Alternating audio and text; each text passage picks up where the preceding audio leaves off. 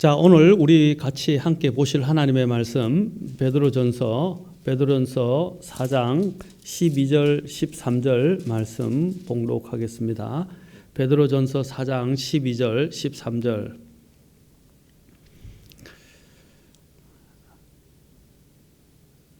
사랑하는 자들아, 너희를 단련하려고 오는 불같은 시련에 관하여는 마치 이상한 일이 너에게 일어난 것 같이 이상히 여기지 말고 오히려 너희가 그리스도의 고난에 참여하는 자가 되었으므로 기뻐하라. 이것은 그분의 영광이 드러날 때에 너희가 넘치는 기쁨으로 또한 즐거워하게 하려 함이니라. 기도하겠습니다. 하나님, 오늘 이 시간 이 말씀 저희들에게 꼭 필요한 말씀이 되고 또 이 어려운 때에 또 저희들의 주님을 더 기억하고 또 주님이 주시는 위로와 안위 가운데서 또 믿음 가운데서 더 앞으로 나아갈 수 있도록 도와주시기를 원합니다. 하나님 함께 해주실 것을 믿고 의탁하며 우리 주 예수님의 귀하신 존함을 받들어 기도합나이다. 아멘. 자, 오늘은 특별하게 제가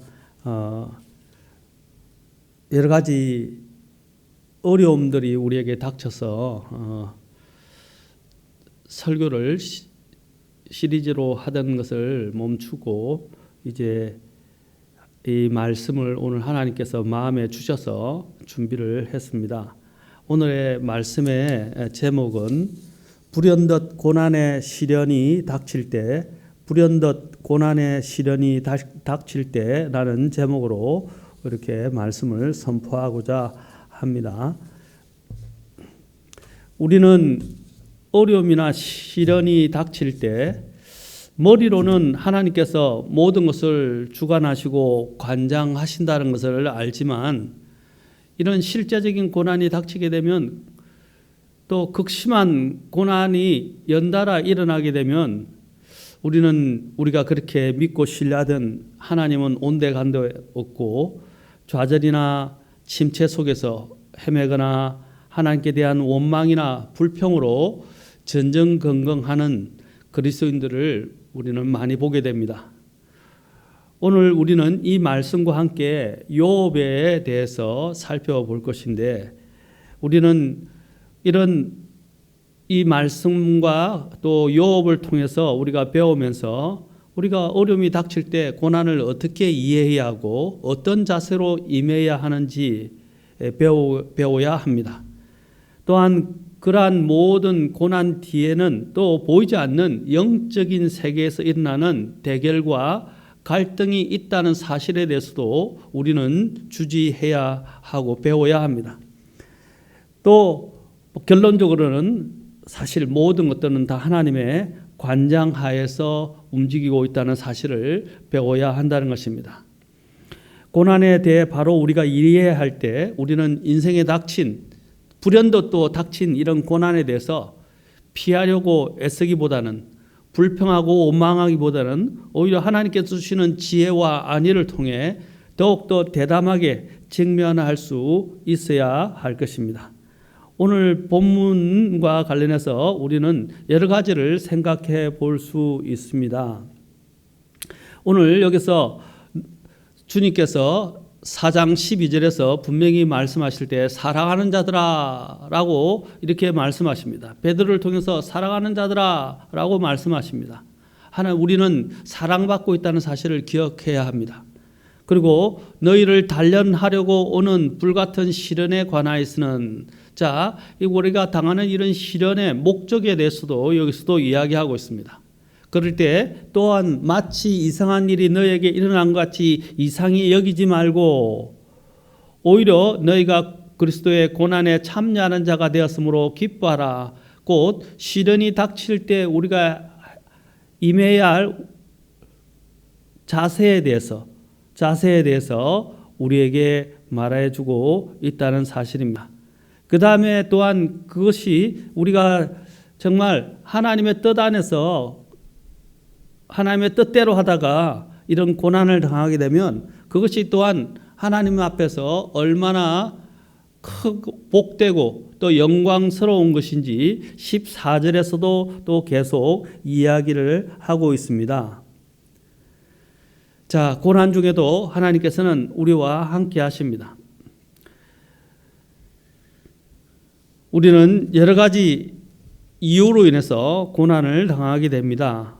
우리는 특별히 이 부분들을 좀 더 세밀하게 보기 위해서 요업이 당했던 것을 한번 생각해 봅시다. 요업은 왜 고난을 당했던 것입니까? 우리는 요업과 같이 불현듯 찾아온 고난 앞에서는 우리도 참 낙심하기 쉽고 무너지기 쉽습니다. 그러나 우리가 기억해야 할 사실은 누구든지 고난을 당할 수 있다는 것이고 또한 고난은 갑작스럽게 우리에게 찾아올 수 있다는 것입니다. 오늘 우리 교회가 지금 직면하고 있는 이런 여러 가지 코로나로 인한 어려움과 또한 사태들과 또 이런 많은 어지러움, 혼란 이런 것들이 우리에게는 참 당황스럽고 우리를 힘들게 할 수도 있습니다. 그러나 우리가 알아야 할 사실은 바로 이러한 고난도 누구에게든지 갑작스럽게 찾아올 수 있다는 것입니다. 우리 사람들은 어떤 문제가 갑자기 나에게 개입되는 것을 좋아하지 않습니다. 또 그냥 내 스케줄대로 내가 계획한 대로 나아가기를 원합니다. 그러나 인생은 그렇게 녹록지 않습니다. 또한 우리에게는 대적자들이 있고 방해자들이 있다는 것을 기억해야 합니다. 이러한 상황 가운데서 우리가 항상 우리는 어떤 예기치 못한 일들이 닥칠 수 있다는 사실들 항상 염두에 두면서 생활해야 한다는 것입니다. 영적인 생활도 마찬가지입니다. 갑작스럽게 찾아온 고난에 우리는 당황해서는 안 됩니다. 갑작스러운 고난에 우리는 또한 어떤 때는 전혀 준비되어 있지 않을 때도 있습니다. 그러나 오늘 이 말씀을 통해서 하나님께서는 우리가 늘 준비되어 있기를 원하고 예상하고 있기를 원하시는 것입니다. 여러분, 갑작스러운 고난이 앗아가는 것은 무엇입니까? 우리는 이제 요업을 통해서 배울 수 있습니다. 요업기를 우리 가서 잠깐 보도록 합시다. 요업이 고난을 당했을 때 그는 어떻게 되었습니까? 자, 요업기로 돌아가 보면 자, 요업기 1장으로 가서 보겠습니다. 자, 요업은 참으로 부유하게 잘 하나님이 복을 주셔서 부유하게 잘 누리고 살아가는 사람이었고 1장 1절에 보면 또한 그를 평가하기를 그 사람은 완전하고 곧바르며 하나님을 두려워하고 악을 멀리하는 자들아 라고 말하고 있습니다. 자, 그는 하나님 앞에 분명히 여기서 보면 이 세상의 어떤 사람들과도 비교하지 못할 만큼 의로운 사람이었어요. 그리고 하나님을 두려워하는 사람이고 악을 멀리하는 사람이었습니다. 그런데 그에게도 이런 정말 상상도 할 수 없는 이런 고난이 시련이 닥치게 되었다는 사실입니다. 2절에 보니까 그에게는 아들 7과 딸 3이 있었고 3절에 보면 그의 재산에 대해서도 말하고 있고 그는 동쪽의 모든 사람 중에서 가장 큰 부유한 자였다는 것입니다. 여러분, 부유한 자가 참 주님을 믿기는 쉽지 않고 또 주님을 신뢰하면서 신실하게 믿음 생활하기는 쉽지 않았지만 욥은 부유했지만 하나님 앞에서 정말 신실하고 의로운 사람이었고 하나님을 두려워하는 사람이었습니다. 그런데 그가 이제 항상 자신들의 죄에 대한 문제에 대해서 하나님 앞에 그는 민감했다는 것을 5절에서 우리는 볼 수 있습니다. 그는 아침마다 아침 일찍 일어나서 어떻게 했습니까? 자신의 가족들의 수대로 모두 또 자신들의 가족과 자신이 데리고 있는 식솔들의 모든 수대로 번제 헌물을 드렸고 혹시 보십시오. 여기 보면 5절에 그들 모두의 수대로 번제물을 드렸을 뿐 아니라 5절 하반 중반절에 보면 혹시 내 아들들이 죄를 짓고 마음속에서 하나님을 저주하였을까 하노라 하였기 때문이라. 그래서 욥이 이렇게 계속 행했다고 말하고 있습니다. 그 자녀들을 위해서 또 죄를 위해서 하나님 앞에 헌물을 드리면서 중보하고 늘 자신들을 돌아보았다는 것입니다. 그리고 하나님과의 관계를 항상 점검했다는 것입니다. 그리고 하나님과 관계가 올바른지를 점검하고 문제가 있는지, 그래서 하나님께 또한 계속 헌물을 드리면서 하나님과 화해한, 그리고 하나님과 화평한 관계를 계속 유지하고자 했다는 것을 우리는 알 수 있습니다. 그런데 이런 욥에게도 시련이 찾아왔습니다. 시련이 찾아오면서 그는 어떻게 됐습니까? 바로 재산을 잃게 되었습니다. 그 다음에 두 번째로는 어떻게 되었습니까? 사랑하는, 심지어는 자녀들을 잃게 되었습니다. 세 번째로는 어떻게 됐습니까? 자기 자신의 건강을 잃게 되었습니다. 네 번째는 어떻게 됐습니까? 자신의 또한 아내를 잃게 되었습니다. 다섯 번째는 어떻게 됐습니까? 그는 또한 친구들을 잃었습니다. 사실 잃었다고 제가 표현을 했지만 아내가 그를 저주하면서, 그렇죠? 저주했죠. 그래서 그 다음에 또한 친구들을 잃었다고 했지만 사실 친구들이 찾아왔지만 그에게 아무런 위로가 되지 못하고 오히려 그를 잘못되이 비난했다는 것입니다. 여러분, 이와 같이 어떤 시련들은 욥에게 있었던 경우와 같이 우리의 평안과 우리의 안락함과 기쁨과 행복을 앗아갈 수 있다는 것입니다. 그것은 마치 강도가 임하는 것처럼, 강도를 맞는 것처럼 순식간에 와서 우리의 이러한 평안함, 안락함, 기쁨, 우리의 행복까지도 앗아갈 수 있다는 것입니다. 또한 더 나아가서 시련은 우리의 소중한 재산을 빼앗아갈 수도 있습니다. 또한 어떤 시련은 우리의 사랑하는 가족을 빼앗아갈 수도 있습니다. 또한 우리에게 닥치는 이런 고난의 시련은 우리를 사랑하는 자에게서 오해를 받고 또 내쳐질 수 있다는 것입니다. 버림받을 수도 있다는 것입니다. 또한 불현듯 찾아온 이 시련은 우리 자신의 건강까지도 위협할 수 있고 앗아갈 수 있다는 사실입니다. 여러분, 그 중에서 가장 아픈 것이 무엇이었습니까? 사랑하는 자에게서, 그렇죠? 사랑하는 자에게서, 사랑 가족을 잃는 것도 그런데 사랑하는 자에게서 또한 오해를 받고 버림을 받는 것. 이것이 얼마나 큰 아픔이겠습니까? 여러분, 이것들이 다 시련입니다. 오늘 우리가 당할 때 내 사랑하는 자들이 고통을 당하게 되고 또 내가 건강을 잃게 되기도 하고 또 어떤 사람들에게 배반을 당하게, 내가 신뢰했던 사람, 내가 사랑하던 사람들에게서 버림을 받고 또한 오히려 비난을 받게 되는, 오해를 받으면서 비난을 받게 되는 그런 상황이 올 수 있다는 것입니다. 예수님에게서도 가장 큰 아픔은 자신이 사랑하던 자들로부터 배반을 당하시는 것이었고, 더 나아가서는 가장 자신을 사랑하던 아버지 하나님께로부터 버림을 받는 것이었습니다. 여러분, 이런 시련은 물론 예고되어서 올 수도 있지만 또 우리가 심었기 때문에 거두는 것도 있을 수 있지만 불현듯 또 우리가 알지 못하는, 무엇 때문에 오는지 알지 못하는 가운데서 우리에게 닥칠 수도 있다는 것입니다. 이런 갑작스런 고난이 오는 이유들에 대해서 우리가 한번 살펴봅시다. 갑작스런 이런 고난의 시련이 닥치는 이유. 첫째는 오늘 욥기에서 보는 것처럼 욥은 의로운 사람이었어요. 그에게는 정말 흠이 없었고 지구상에서 욥보다 의로운 사람은 없었다 할 정도로 욥은 정말로 하나님 앞에 흠이 없는 사람이었습니다. 아까 욥기 1장 1절에서 하나님께서 그를 평가하시는 것을 통해서 알 수 있죠. 그런 완전하고 곧 바르며 하나님을 두려워하고 악을 멀리하는 자다라고 말하고 있고, 에스겔서는 이 땅에서 의로운 자 3명을 이야기한다면 그 중에 한 명에 바로 욥이 있다라고 말하고 있다는 사실입니다. 그런데 그가 그런데 왜 이렇게 하나님 앞에 의롭고 완전하고, 그렇죠? 바르게 정말 바른 모습으로 살아가고 있고 하나님을 두려워했는데 그에게도 고난이 닥친단 말입니까? 바로 마귀가 주는 시기와 비방 때문이었습니다. 욥기 1장 9절부터 11절, 또 2장 4절부터 5절을 보면 우리는 잘 알 수 있습니다. 1장 9절부터 11절에 보십시오. 사탄이 주께 대답하여 이르되 욥이 어찌 까닭 없이 하나님을 두려워하리까?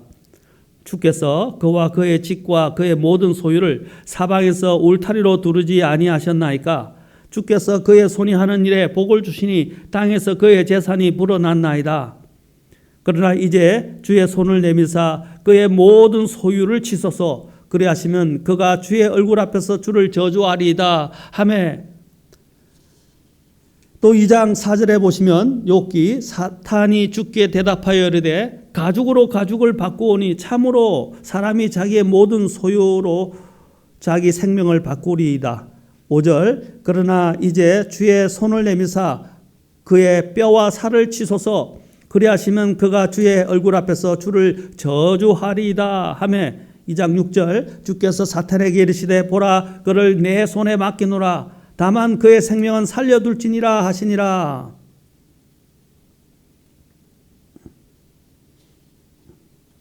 여러분 여기 보십시오. 사탄이 계속 욥에 대해서 시기하고 그를 비방했다는 사실입니다. 그렇게 해서 하나님께서 그러면 한번 해보아라 하고 허락해 주었다는 사실입니다. 여러분 우리에게 불현도 찾아오는 시련도 우리가 못 살았기 때문에도 있을 수 있지만, 너무 주님 안에서 잘 살기 때문에, 잘 산다는 말은 그냥 부유하게 태평성대를 누린다는 게 아니라 하나님 앞에서 의롭고 거룩하고 경건하고 하나님을 두려워하고 악을 미워하면서 하나님을 정말로 순종하고 섬기는 가운데서도 이런 일이 일어날 수 있다는 사실입니다. 사탄은 이런 하나님의 의로운 백성을 공격합니다.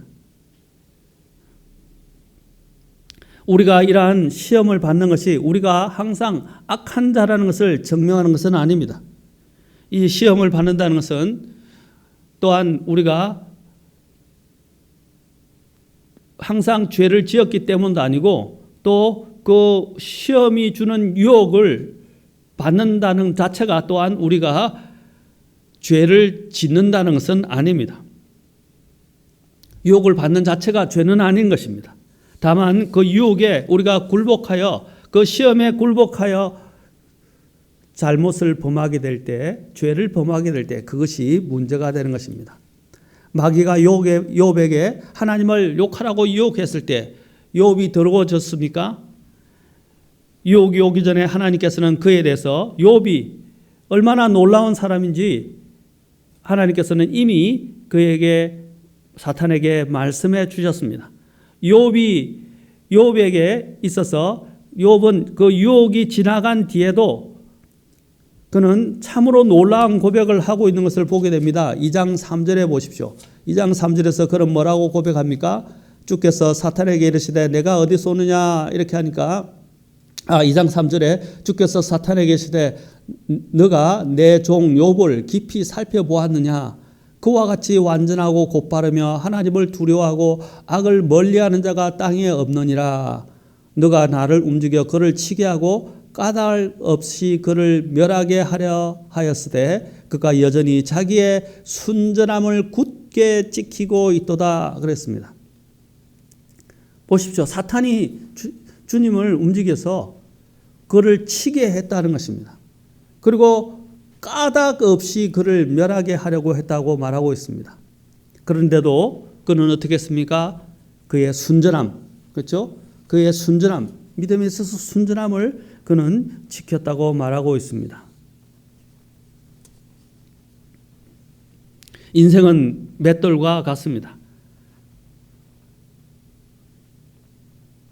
그것이 저와 여러분을 가루로 만들 수 있거나 혹은 빛나게 윤이 나게 할 수도 있습니다. 고난 당할 때 저와 여러분이 어떤 사람인가 그것이 나타나게 되는 것입니다. 바로 우리가 시험을 당할 때 마찬가지입니다. 시험은 우리의 속 사람을 드러내는 것입니다. 우리 안에 무엇이 있는가를 드러내는 것입니다. 하나님께서 이스라엘 백성을 광야로 인도하셨을 때도 마찬가지입니다. 그들 안에 무엇이 있는가를 하나님께서 드러내신 것입니다. 그래서 하나님께서도 그것을 분명히 알고자 몰라서가 아니라 하나님께서도 그것을 더 확정하시고자 하신 것이고, 또한 우리 스스로도 우리 안에 있는 것이 무엇인지 객관적으로 하나님께서 우리 자신을 바라보기를 원하시는 것입니다. 그래서 신명기 보시면 하나님께서 이스라엘 백성들을 아까 제가 말씀대로 광야로 인도하셨을 때 주님께서 인도하신 목적을 신명기 8장에서 잘 우리에게 말해주고 있는 것입니다. 신명기 8장을 잠깐 보겠습니다. 신명기 8장 2절에 보시면 이렇게 말합니다. 나는 주 내 하나님께서 이 40년 동안 광야에서 너를 인도하신 그 모든 길을 기억할지니 이것은 그분께서 너를 낮추시며 너를 시험하사 내 마음속에 무엇이 있는지 또 내가 그분의 명령을 지키려 하는지 그렇지 아니한지 알고자 하심이라 라고 말씀하셨어요. 자, 우리 마음속에 무엇이 있는지, 우리가 정말로 주님의 명령을 지키려 하는지, 욥은 그 시험을 통과해서 이겼습니다. 그래서 하나님께서 보십시오. 그에게 이렇게 결론적으로 말합니다. 그가 여전히 자기의 순전함을 굳게 지키고 있도다 라고 말한 것입니다. 사탄은 정말 이렇게 여러 가지 방법으로 우리를 공격합니다. 아까 시련이 제가 앗아간다는 것처럼 그 시련의 배후에서 특히 사탄이 우리를 공격해서 똑같이 우리의 물질적인 그렇죠? 소유를 통해서 우리를 시험하고, 또 우리의 가족들을 통해서 우리를 시험하고, 우리의 친구들을 통해서 우리를 시험하고, 심지어는 우리의 육체를 공격함으로써 우리를 시험할 수 있다는 것입니다. 우리는 이러한 시험에 대해서 항상 대비되어 있어야 되고 언제든지 찾아올 수 있다는 그런 마음의 준비를 하고 살아야 한다는 것입니다. 예수님께서도 이러한 어려운 가운데서 주님께서 공생의 사역을 시작하셨을 때 마귀로부터 시험을 당하셨다는 것을 기억해야 할 것입니다. 첫째는 바로 이런 사탄의 시기와 질투로 인해서 우리는 이런 시험을 당할 수 있습니다. 그리고 사탄의 비방으로 우리는 시험을 당할 수 있습니다. 두 번째로 우리는 우리의 죄와 불순종으로 인해서 하나님께 징계를 받을 수 있다는 것입니다. 우리의 죄와 불순종으로 인해서, 자, 이것은 오늘 깊이 다루지 않겠습니다. 죄와 불순종에 인해서 하나님께서 우리를 징계하시는 내용에서는 히브리서 12장에서 잘 나오고 있습니다. 우리가 그분의 자녀이기 때문에 우리의 그런 불순종에서 하나님께서는 징계하시기 때문입니다. 사랑하는 자를 하나님은 징계하시지 않습니까? 세 번째로 또 하나님께서 우리를 시험하시는 이런 시련을 허락하시는 데는 또 다른 목적이 있습니다. 우리의 믿음을 연단시키기 위해서 하나님이 허락하시는 것입니다. 욥도 사탄의 시기 때문에 일어난 것이지만 하나님께서 그의 믿음을 사실 연단한 것입니다. 연단하시는 것입니다. 마찬가지로 하나님께서 오늘 나에게 불현듯 찾아오는 이런 어려움과 이런 모든 상황들도 하나님이 우리의 믿음을 연단하시기 위해서 하시는 일일 수도 있다는 사실입니다.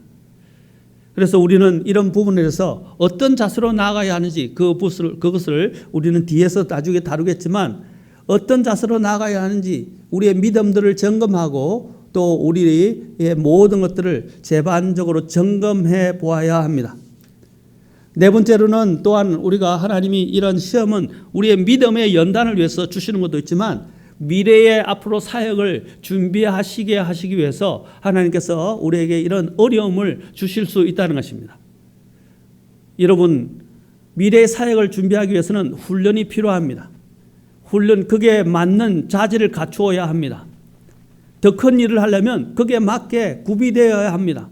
그래서 하나님께서 그런 훈련을 하시기 위해서 우리에게 이러한 것들을 허락하실 수도 있다는 것입니다.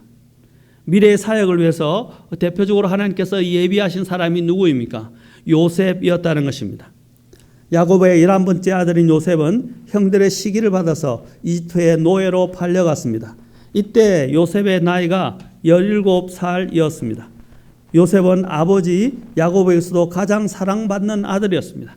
형들의 시기를 살 만큼 아버지 야곱의 편애는 아주 컸고, 요셉은 형들에게서 미움을 받았지만 아버지에게서는 넘치는 사랑을 받으며 성장했습니다. 하지만 정말 그 가정에 있어서는 안 되는 일들이 벌어지고 말았습니다. 형들은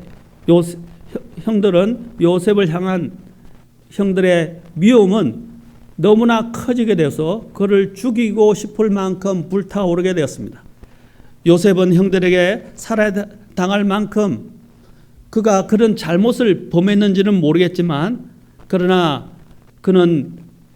형들은 그를 거의 죽이고자까지 했다가 결국 죽이지는 못하고 그를 노예 상인들에게 노예로 팔아버렸습니다. 그러자가 그는 어떻게 됐습니까? 바로 파라오의 왕의 경호대장이라고 할까요? 그 파라오의 경호대장이라고 불려줄 수 있는 보디발의 집에 노예로 팔려가게 되었습니다. 여러분, 고대 사회에서 노예는 돈 몇 푼에 사고 팔 수 있는 그런 짐승과 다를 바 없는 그런 신분이었습니다. 주인이 마음에 들지 않으면 언제든지 죽이고 살릴 수 있는 그런 아주 처참한 바닥의 인생이었습니다. 가장 아버지에게서 사랑받던 이 요셉이 하루아침에 이렇게 그는 비참한 노예로 전락하고 말았습니다. 그런데 그가 17살 정도 됐을 때 나이에 하나님께서 그에게 이런 놀라운 꿈과 비전을 받은 지 얼마 안 되어서 바로 이런 시련이 그에게 닥치게 되었다는 것입니다. 그는 모든 것이 조리라고 생각했지만 불시에 그에게 이런 일들이 닥치게 되었습니다. 그러나 이런 어려운 상황 가운데서 요셉은 어떻게 행했습니까? 그도 또한 성경에 보면 불평하지 않았다고 말하고 있습니다. 불평하지 않았다고 말하고 있습니다. 나중에 이것이 어떤 형태로 하나님께서 예비하시는지 우리가 성경을 통해서 우리는 알 수 있습니다. 창세기 50장 15절부터 21절에 보면 이 부분들을 하나님께서 어떻게 그를 인도하시는지에 대해서 그가 고백하는 말을 통해서 하나님께서 미래를 위하여 요셉을 훈련시키시고 또한 예비시키셨구나 하는 것을 우리는 알 수 있습니다. 창세기 50장에 보시면 50장 15절부터 21절까지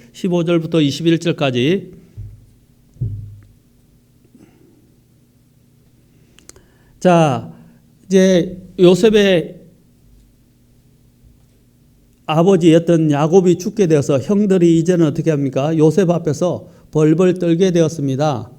그러자 이제 요셉이 이렇게 고백합니다. 아주 놀라운 말들을 하죠. 19절부터 보겠습니다. 요셉이 그들에게 이르되 두려워하지 마소서, 내가 하나님을 대신하리이까. 오직 당신들로 말하건대 당신들은 내게 악을 행하려고 생각하였으나 오히려 하나님은 그 일을 선이 되도록 계획하시고 이루셔서 이 날과 같이 많은 사람을 살려두게 하셨나니, 그러므로 이제 당신들은 두려워하지 마소서, 내가 당신들과 당신들의 어린 것들을 부양하리다 하고 그들을 위로하여 그들에게 친절히 말하였더라. 자, 보시면 20절에서 뭐라고 그랬습니까? 당신들은 내게 악을 행하려고 생각하였으나 오히려 하나님은 그 일을 선이 되도록 계획하시고 이루셔서 이날같이 많은 사람들을 살려두게 하셨다. 곧 이집트의 총리가 되어서 또 그 가나안 땅에, 그들이 있던 땅에 기근이 들어와서 다 죽게 되었던 것을 하나님께서 어떻게 했어요? 요셉을 미리 보내셔서 이집트로 미리 보내셔서 예비하시게 하시고 총리가 되게 하시고 심지어는 그런 가뭄과 기근으로부터 굶주림으로부터 그들을 미리 건져주시기 위해서 행하신 것이었다는 사실입니다. 이 하나님은 이미 모든 것을 하시고 다 계획하고 계셨다는 것입니다. 사랑하는 성도 여러분, 우리에게 불현듯 찾아오는 이런 고난들이 우리는 이유를 알 수 없을 때가 많습니다. 고난이 닥쳤을 때는 얼마나 힘들겠습니까? 요셉의 경우도 보십시오. 얼마나 힘들었겠습니까? 그는 정말 자신이 있는 사실을 그대로, 자신이 꿈꾼 것을 사실을 그대로 했고, 자신이 사랑받고 싶어서 사랑받고 것도 아니고, 아버지가 그를 그냥 편애한 것이고, 또 자신이 꿈을 꾸고 싶어서 꿈을 꾼 것도 아니고, 하나님께서 그에게 꿈을 주신 것이고, 그래서 그는 있는 사실 그대로를 자신은 표현했는데 미움을 받고 시기를 받아서 그는 이집트의 노예로 팔려가게 되었던 것입니다. 욥도 마찬가지입니다. 그가 받고 싶어서 그런 고난을 받았겠습니까? 갑작스럽게 그에게 이런 시련이 찾아왔습니다. 물론 욥이 받는 시험과 그 다음에 요셉이 받는 시험의 차이가 있지만 그러나 결론적으로는 마찬가지입니다. 하나님께서는 목적이 있으시기 때문에 그러한 시험들을 허락하셨습니다. 욥의 믿음을 하나님께서 더 단단하게 하시기 위해서 하나님께서 그에게 시험을 허락하셨고, 또한 요셉에게도 하나님께서 이스라엘 백성들을 구원하시기 위해서 그 일들을 하나님께서 허락하셨다는 사실입니다. 그 고난을 허락하셨다는 사실입니다. 그러나 이 둘의 공통점은 무엇입니까? 성경에 보면 불평했다는 내용이 없습니다. 하나님을 원망했다는 내용이 없습니다. 그들은 불평하지도 않고 원망하지도 않았습니다. 자, 야고보서 우리가 이러한 고난이 올 때 어떤 자세를 가져야 하겠습니까? 야고보서 5장 7절을 우리가 같이 보도록 하겠습니다. 야고보서 5장 7절에서 이렇게 말합니다. 자, 5장 7절부터 11절까지. 그러므로 형제들아, 주께서 오실 때까지 인내하라. 보라, 농부가 땅에서 나는 귀한 열매를 바라고 이른 비와 늦은 비를 받을 때까지 오랫동안 그것을 위해 인내하느니라. 너희도 인내하고 너희 마음을 굳건히 하라. 주의 오심이 가까이 다가오고 있느니라. 형제들아, 서로 불평하지 말라. 그리하여야 너희가 정죄를 받지 아니하리라. 보라, 심판자께서 문 앞에 서 계시느니라.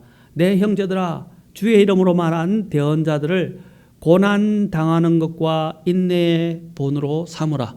보라, 참는 자들은 우리가 행복한 자로 여기나니 너희가 욥의 인내를 들었고 주께서 주신 결말을 보았거니와 주께서는 지극히 동정심이 많으시며 친절한 긍휼을 베푸시는 분이시니라. 아멘. 여러분, 먼저 여기서 대언자들을, 그렇죠? 대언자들을 보라라고 말하고 있습니다. 대언자들을 본으로 삼으라. 고난 당하는 것과 인내의 본으로 삼으라라고 말씀하십니다. 10절에서 이 대언자들은 하나님의 뜻을 따랐음에도 불구하고 고난을 당했습니다. 그들은 주의 이름으로 말씀을 선포하고 있었지만 핍박을 당했습니다. 또한 많은 반대를 경험해야 했습니다. 심지어는 죽은 대언자들도 있습니다. 사탄은 신실한 그리스도인들에게 그가 받는 고난은 죄 또는 불순종의 결과라고 자꾸 속삭이입니다. 그러나 그가 고난의 시련을 당한 것은 그의 믿음의 신실함 때문이었다는 것입니다. 우리도 하나님께 순종하게 되면 자동적으로 안락함과 기쁨을 누리게 된다고 생각해서는 안 됩니다. 주님께서도 순종하셨지만 그 순종은 십자가로 이어졌고 거기서 죽기까지 주님은 순종하셨다는 사실입니다. 여러분, 주님께 순종한다는 것이 모든 것을 만사형통으로 만들어주고 모든 것들을 다 우리에게 다 어떤 축복으로만 다가오지 않는다는 것입니다. 오히려 주님을 바르게 섬기기 때문에, 주님을 믿기 때문에 어려움이 올 수 있다는 것입니다. 그래서 디모데후서에서는 뭐라고 말씀하십니까? 무릇 경건하게 살고자 하는 자는, 하나님의 뜻대로 살고자 하는 자는 뭐라고 그랬어요? 핍박을 받으리라 라고 말씀하셨습니다. 예, 우리는 하나님의 뜻대로 살기 때문에 오히려 더 어려움을 당할 수 있다는 것을 우리는 알아야 합니다. 대언자들이 그랬던 것처럼 말입니다. 두 번째로 우리는 또한 요업을 봅시다. 요업의 인내를 통해서 볼 수 있습니다. 자, 요업은 어떻게 반응했었습니까? 우리는 요업을 통해서도 요업이 어떻게 반응했는지 아까 살펴봤습니다. 그는 하나님께 원망하지 않았습니다. 그는 오히려 자신을 방어하지 않고 오히려 하나님을 방어하는 것을 우리는 보게 됩니다. 그는 자신의 생일을 저주하고 죽음으로써 이 역경을 넘기기를 원했었습니다. 생일을 저주한 내용은 욥기 3장 1절에 나옵니다. 또한 죽음으로써 이 역경을 넘기기를 원했던 그런 사실에 대해서는 욥기 7장 16절에 잘 나와 있습니다. 때로는 하나님께 자신이 받는 고난에 항의하기는 했었습니다. 9장 19절에. 그러나 공평성의 원칙에 의해서 그는 항의를 한 것이지 그냥 막 하나님께 불평, 불만을 쏟아놓지 않았습니다. 그는 하나님께서 자신을 어떻게 빚어가시는지를 그는 결국에는 깨닫게 되었습니다. 그래서 그는 어떻게 고백하고 있습니까? 욥기 23장 10절에서 이렇게 고백합니다. 그러나 내가 가는 길을 그분께서 아시나니 그분께서 나를 단련하신 뒤에는 내가 금같이 나오리라. 나를 단련하신 뒤에는 내가 금같이 나오리라. 저와 여러분이 겪는 이런 고통은 정말 알 수 없지만 하나님께서 우리의 그 길을 다 아신다는 것입니다. 그리고 이 길을 통과한 뒤에는 우리는 정말 하나님 보시기에 정금 같은 마치 순금 같은 그런 형태로 빚어져서 가치를 드러내게 될 것입니다. 베드로전서 1장 6절과 7절에서도 이렇게 말씀하십니다. 비록 지금은 필요가 있어 너희가 여러 가지 시험으로 인해 잠시 근심하고 있지만 그 구원을 크게 기뻐하나니 이것은 너희의 믿음의 단련이 불로 단련해도 없어지는 금을 단련하는 것보다 훨씬 더 귀하여 예수 그리스도께서 나타나실 때에 칭찬과 존귀와 영광으로 드러나게 하려 함이니라. 자, 보십시오. 지금은 필요가 있어. 이 필요가 어떤 필요인지는 우리는 모릅니다. 모를 수 있습니다. 그러나 분명히 이런 필요가 있어서 하나님께서 이것을 허락하셨다는 것입니다. 욥에게도 필요가 있어서 하나님이 허락하셨습니다. 요셉에게도 필요가 있어서 하나님께서 그에게 그러한 시련, 고난의 시련을 허락하셨다는 사실입니다. 그러나 우리의 이러한 믿음의 단련이 어떻게 된다고 그랬어요? 잠시 근심하지만 우리가 크게 기뻐할 수 있는 이유는 이런 믿음의 단련이 있은 뒤에는 어떻게 했습니까? 아까 정금같이 나온다고 하는데 그 금보다도 훨씬 더 믿음이 단련돼서 하나님 앞에 정금보다 더 귀한 믿음으로 세워지게 된다는 것입니다. 그리고 난 다음에는 어떻게 됩니까? 예수 그리스도께서 나타나실 때에 칭찬과 존귀와 영광으로 드러나게 하려 함이라. 자, 우리가 이런 고난이 올 때 우리는 대언자들과 욥의 인내를 배워야 합니다. 욥의 인내를 배워야 합니다. 그리고 견뎌야 합니다. 그리고 하나님을 더 우리는 신뢰해야 합니다. 그래서 히브리서 10장 36절에서도 너희가 하나님의 뜻을 행한 뒤에 그 약속하신 것을 받기 위해서는 너희에게 인내가 필요하니라. 그리고 야고보서 1장에서는 뭐라고 말하고 있습니까? 그래서 야고보서 1장에서는 또한 뭐라고 말합니까? 바로 이 욥에 대해서 이야기하기 전에 야고보는 이미 결론적으로 야고보서 1장에서 우리에게 말하고 있습니다. 뭐라고 그랬습니까? 인내를 4절에 1장 4절에 오직 인내를 완전히 이루라 그랬어요. 여기서 3절에서도 너의 믿음의 단련이 인내를 이루는 줄 너희가 아느니라 라고 말하면서 보십시오. 믿음의 단련이라고 되어 있어요. 그래서 그것은 인내라는 거예요. 인내를, 그런데 4절에 인내를 온전히 완전히 이루라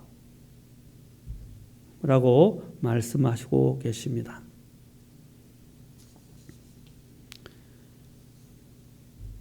우리는 고난이 올 때 모든 것은 하나님의 관장하에 있다는 사실을 배울 필요가 있을 것입니다. 모든 것은 하나님의 관장하에 있다. 인생에는 우연이 없다는 것입니다. 그냥 만들어진 것이 없다는 것입니다. 이유와 목적 없이 생겨진 것은 없다는 것입니다. 시편 103편 19절에서는 이렇게 말합니다. 주께서 자신의 왕자를 하늘들에 예비하셨으므로 그분의 왕국이 모든 것을 다스리는도다. 그분의 왕국이 모든 것을 다스린다라고 말씀하고 있습니다. 그분의 왕국이 하나님이 통치하신다는 것입니다. 두 번째로 우리는 이런 또한 역경이 올 때, 우리는 고난이 올 때 우리의 자세는 대언자들과 욥의 인내를 배워야 한다 그랬어요. 두 번째는 불평하지 말아야 합니다. 불평하지 말아야 합니다. 말라기에 보면 말라기에서 자 말라기 보기 전에 아까 야고보서 우리 보는데 야고보서 아까 그 욥의 인내에 대해서 이야기하면서 바로 야고보서 5장에서 바로 그 전에 뭐라고 말하고 있습니까? 인내 전에 바로 불평하지 9절에 형제들아 5장 9절에서 형제들아 서로 불평하지 말라라고 되어 있죠. 예, 마찬가지입니다. 말라기에 가면 말라기에서도 불평하지 말라고 말씀하십니다. 불평하지 말라. 말라기에서 이 말라기의 처음에 이 말라기 대언자가 하나님의 말씀, 엄중한 말씀을 선포하면서 그 사람들이 하는 이야기들을 표현하고 있습니다. 1장 2절에 보니까 뭐라 했습니까? 이스라엘 백성들이 어려움이 오니까 이렇게 말합니다. 주께서 어떤 점에서 우리를 사랑하셨나이까? 라고 이야기한다는 거예요. 주께서 어떤 점에서 우리를 사랑하셨나이까? 이 백성들의 질문은 하나님을 향한 깊은 실망을 잘 보여주는 질문입니다. 그때 이 질문에 대하여 하나님께서 어떻게 답변하고 있습니까? 1장 아까 읽었던 2절 바로 앞에 주님께서 이미 말씀하셨어요. 내가 너희를 사랑하였노라. 내가 너희를 사랑하였노라 라고 말씀하십니다.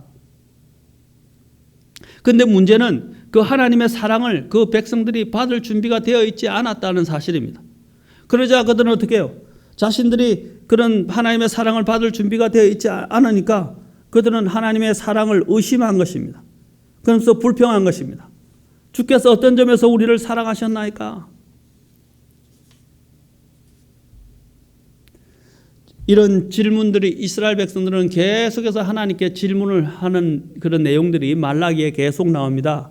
그런데 하나님께서는 21번이나 제가 헤아려 본 경우에는 21번이나 주가 말하노라 또는 만군의 주가 말하노라 라는 이 말이 21번이나 나와요. 그러면서 하나님은 그들의 이런 질문에 대해서 이렇게 계속해서 그들의 문제점이 뭔지, 왜 그들의 사랑을 줬는데 그들이 이러한 사랑을 경험하지 못하게 됐는지에 대해서 계속 반복적으로 주님은 답변해 주고 있습니다. 우리가 예수님을 믿고 살아가다가 어느 날 갑작스럽게 찾아온 시련이 감당하기 어려우면 하나님께서 정말 나를 사랑하십니까? 나를 사랑하지 않으시는 것입니까? 나를 버리신 것입니까? 라는 생각이 들어온다는 것입니다. 여러분 2년 넘게 코로나로 인해서 우리 성도들이 뿔뿔이 흩어지고 이 땅에 남아있는 많은 또한 그리스도인들이라고 하는 사람들이 모이기도 힘들어지게 됐고 이런 상황이 계속 지속되고 또 여러 가지 이런 교회에 모이지 못하게 하는 일들로 인해서 우리는 은연중에 이런 생각이 들었어요. 정말 하나님이 계시는가? 그런데 하나님이 계시다면 왜 우리에게 이런 상황을 허락하시는가? 왜 하나님은 우리를 돕지 않으시는가? 도대체 하나님은 어디에 계시는 것인가? 하나님은 정말 우리를 사랑하시는 것인가? 이렇게 우리는 의문을 가질 수 있다는 사실입니다.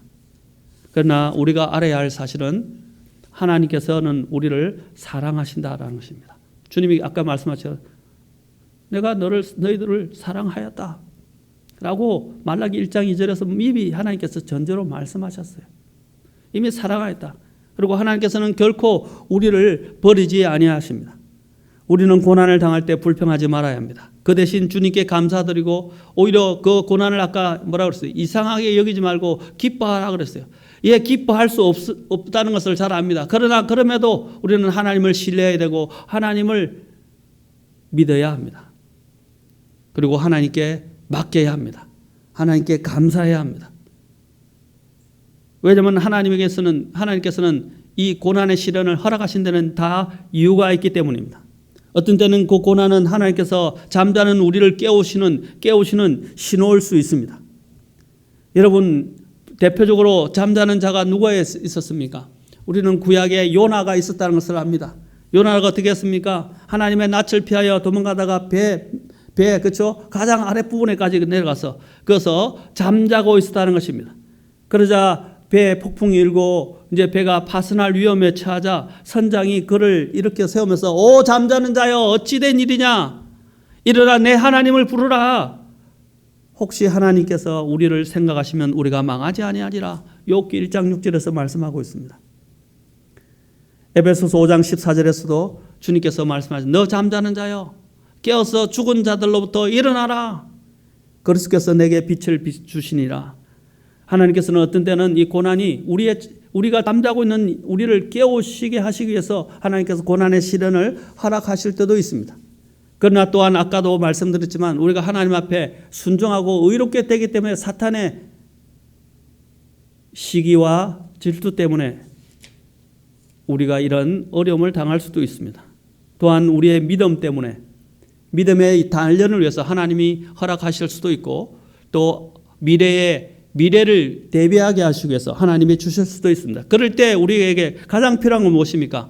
여전히 하나님을 신뢰하고 하나님이 나를 사랑하신다는 것을 오늘 하나님께서 시켜주셨잖아요.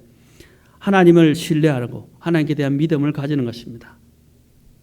대언자들은 우리가 하나님을 위해 고난받는 동안에도 그분께서 우리를 보살피신다는 사실을 계속 일깨우며 격려하고 있습니다.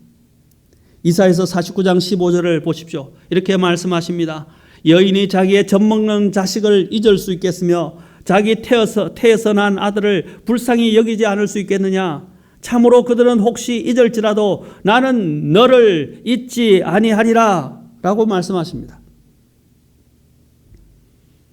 주님은 우리를 결코 잊어버리지 아니하십니다. 시편 27편 10절에서도 내 아버지와 어머니가 나를 버릴 때에 주께서는 나를 들어 올리시리다. 내 아버지와 어머니가 나를 버릴 때에도 주님께서는 나를 받아주신다는 것입니다. 그리고 나를 들어 올려주신다는 것입니다. 이 세상에서 가장 큰 사랑이 부모의 사랑일 것입니다.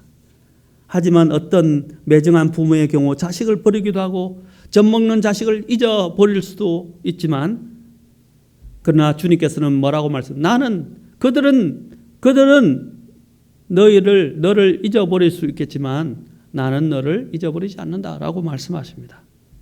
그리고 또한 약속하십니다. 내가 과연 너희를 버리지 아니하고 떠나지 아니하리라. 히브리서 13장 5절에서 이렇게 말씀하십니다. 내가 결코 너를 떠나지 아니하고 너를 버리지 아니하리라 하셨느니라. 여러분 주님에 대한 믿음을 잃어버리지 마시기 바랍니다. 주님께 시선을 돌리시기 바랍니다. 고난의 시련 가운데서도 하나님은 결코 우리를 떠나지 아니하시고 버리지 아니하시고 우리와 함께 하신다는 것을 우리는 잊어버려서는 안 됩니다. 요셉을 보십시오.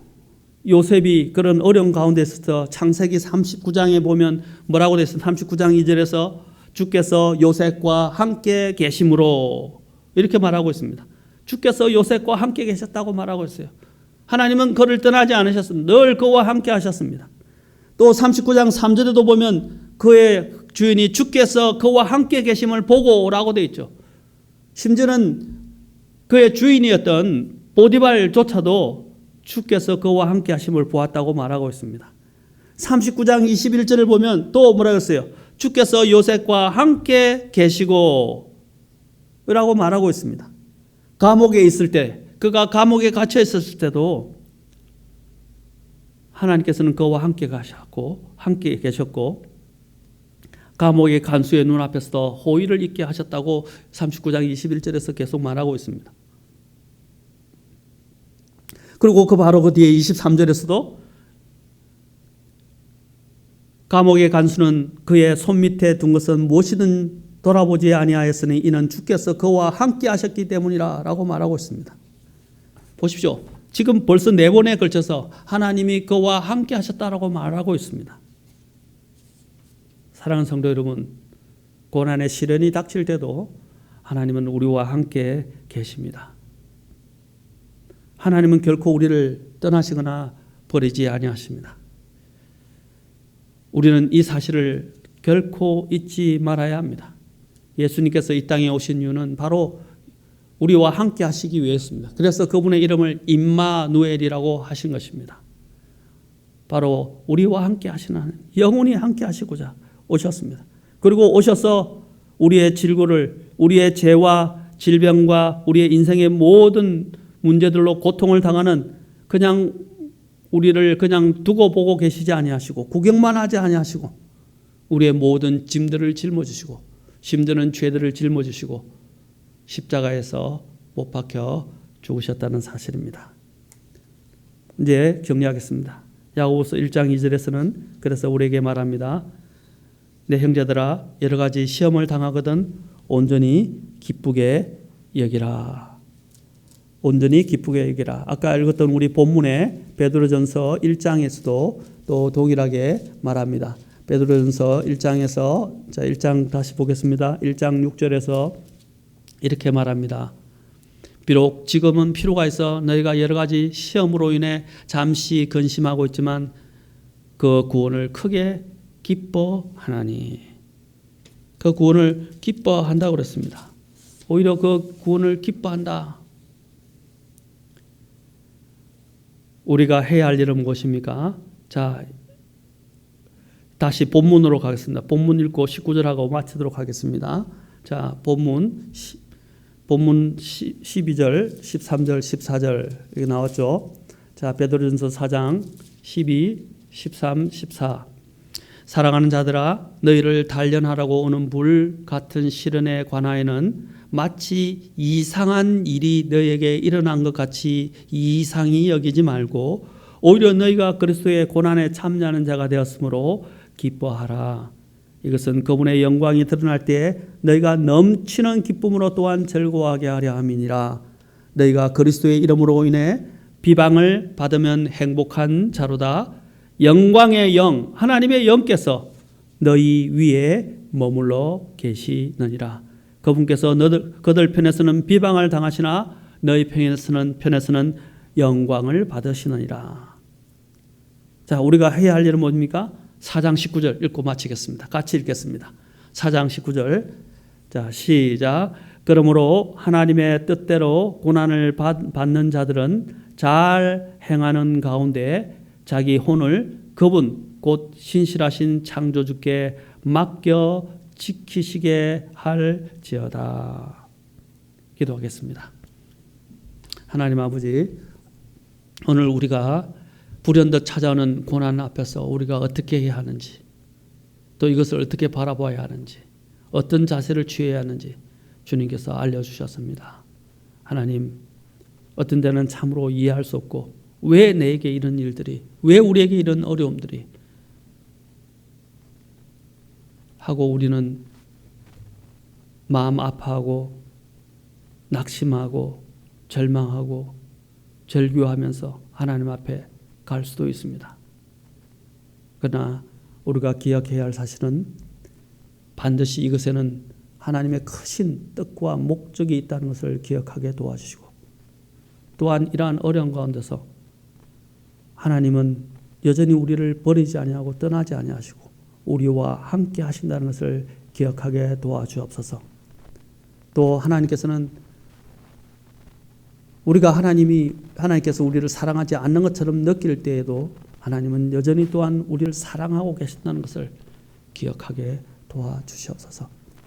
하나님, 어떠한 이유에서 오든지 간에 이러한 시련을, 고난의 시련을 우리가 받아들일 수 있는 항상 마음의 자세와 준비를 갖출 수 있도록 도와주시고, 또 이것을 이상하게 여기지 말고 오히려 하나님을 신뢰하기 때문에 더 하나님 기뻐하고 또 감사하고 또 인내로 이것들을 견뎌 이길 수 있도록 도와주시기를 원합니다. 하나님, 우리 힘든 여정을, 어려움을 겪고 있는 모든 성도들에게 힘을 주시기를 원합니다. 만져주시고 치료하여 주시고 일으켜 주시고 또 믿음으로 하나님을 의지하여 어려운 가운데서 인내하며 끝까지 믿음의 경주를 감당할 수 있도록 도와주시옵소서. 이것이 끝나고 난 뒤에는 하나님께서 정말 더 놀라운 것들로, 하나님 더 놀라운 것들로 우리에게 주실 복들을 준비하고 계시다는 또한 믿음을 가질 수 있도록 도와주옵소서. 주님께 이 모든 것을 의탁합니다. 우리를 항상 사랑하시고 우리를 영원히 버리지 아니하고 떠나지 아니하시는 우리 주님으로 인해서 감사를 드리며 우리 주 예수 그리스도의 귀하신 전함을 받들어 기도합나이다. 아멘.